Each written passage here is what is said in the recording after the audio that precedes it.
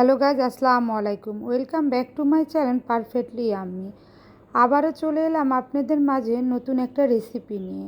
আমি আজকে আপনাদেরকে বানিয়ে দেখাবো শীতের ভাপা পিঠার রেসিপি। এর জন্য এখানে আমি 3 কাপ শুকনো চাউলের আটা নিয়েছি। এবার চাউলের আটার ভিতরে আমি পরিমাণ মতো লবণ দিয়ে দিব। লবণটা দেওয়ার পরে আটার সাথে একটু লবণটা ভালোভাবে মিশিয়ে নিব। এবার চাউলের আটার ভিতরে আমি একটু একটু করে পানি দিব আর চাউলের আটাটা মাখিয়ে নিব। একেবারে কিন্তু পানি দেওয়া যাবে না, তাহলে কিন্তু আটাটা নরম হয়ে যেতে পারে। এর জন্য একটু একটু করে পানি দিতে হবে আর আটাটা মাখাতে হবে। আমার এখানে 3 কাপ আটাতে 1 কাপ পানি লেগেছে। যদি দেখেন 3 কাপ আটাতে 1 কাপ পানিতে আটাটা একটু শুকনো শুকনো হয়েছে, সেক্ষেত্রে আপনারা আর একটু পানি দিয়ে দিতে পারেন। অবশ্য আমার কিন্তু আর পানি লাগেনি। চাউলের আটাটা কিন্তু এবার পুরোপুরি মাখানো হয়ে গিয়েছে। এবার আমি এটাকে চেলে নিব। আটাটা চালার জন্য আমি এখানে একটা ছাঁকনি নিয়েছি। ছাঁকনির ভিতরে আমি একটু একটু করে আটা দিব আর চেলে নিব।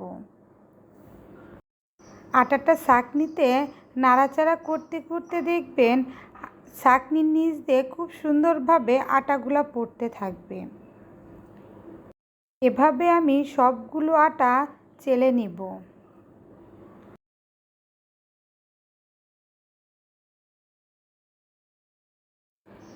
আমি যে পিঠাটা ভেজে নিব, যে নেটের ভিতরে, সেই নেটটাকে আমি আগে পানির ভিতরে ভিজে রেখে দিয়েছি, দিয়ে ভালোভাবে ধুয়ে নিব।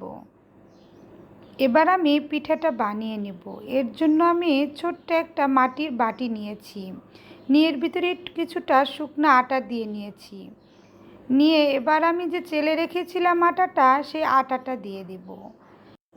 দেওয়ার পরে এবার আমি কিছুটা খেজুরের গুড় দিয়ে দিব। খেজুরের গুড়টা আমি ছোট ছোট করে কেটে নিয়েছিলাম। এবার আমি গুড়ের উপর দিয়ে দিব নারকেল কুড়া। আমি এখানে নারকেল কুড়িয়ে রেখেছিলাম, সেই নারকেলগুলো দিয়ে দিচ্ছি। ভাপা পিঠা মানেই কিন্তু নারকেল আর খেজুরের গুড়। এবার নারকেল এবং খেজুরের গুড়ের উপর আমি এখানে আর একটু আটা দিয়ে দিব। আটা কিন্তু বেশি চেপে চেপে দেওয়া যাবে না, তাহলে কিন্তু পিঠাটা শক্ত হবে এবং খেতেও ভালো লাগবে না। এবার কিন্তু আমার হয়ে গিয়েছে। এবার আমি চুলায় একটা ভাপা পিঠার পাতিলে পানি দিয়ে দিয়েছি। যখন দেখব একটু ভাপ উঠছে, তখন আমি পিঠাটা দিয়ে দিব। আমি নেটের ভিতরে দিয়ে পিঠাটা দিয়ে দিয়েছি। এবার ঢাকনাটা উঠিয়ে ফেলেছি। এবার আমি একটা ঢাকনা দিয়ে ঢেকে দিব। পিঠাটা হতে আমার সময় লেগেছে 1 মিনিট। 1 মিনিট পরে আমি আপনাদেরকে পিঠাটা দেখাচ্ছি কতটা সুন্দর হয়েছে। কোনো প্রকার কিন্তু কাঁচা নেই। এই একইভাবে আমি সবগুলো পিঠা ভেজে নিয়েছি।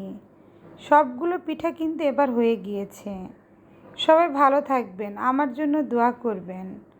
যদি আজকের রেসিপিটা আপনাদের ভালো লেগে থাকে, তাহলে লাইক, কমেন্ট, শেয়ার এবং সাবস্ক্রাইব করতে ভুলবেন না।